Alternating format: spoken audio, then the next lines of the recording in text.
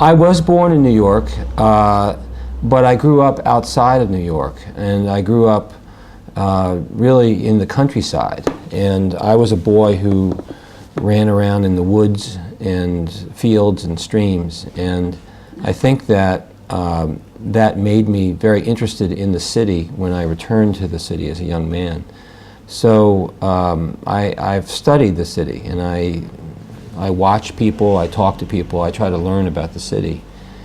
In terms of characters, you know, people just suggest themselves to me as possible characters, and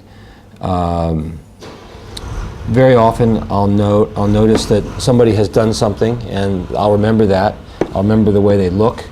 And just this morning in Paris, I walked by a man of about 60 who had a dark suit on and a scowl on his face, and he looked very serious. And I liked that face, and I thought, that might come to me. I might use that sometime. So there's no secret way. I just look at people and think about people, and then conjure them. I love it. You have to know where you're walking, and you have to know why you're walking there. But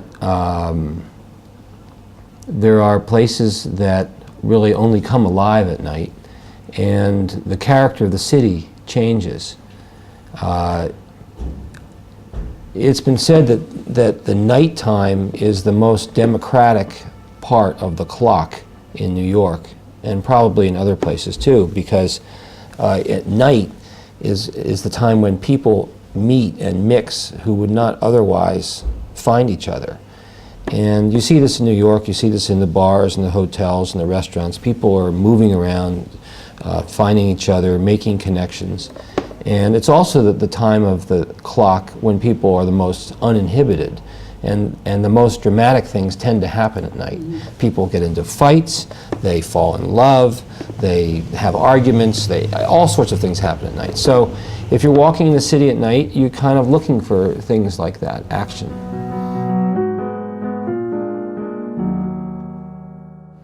You can see anything. You can see, often men and women are fighting, but of course, but you see all sorts of things.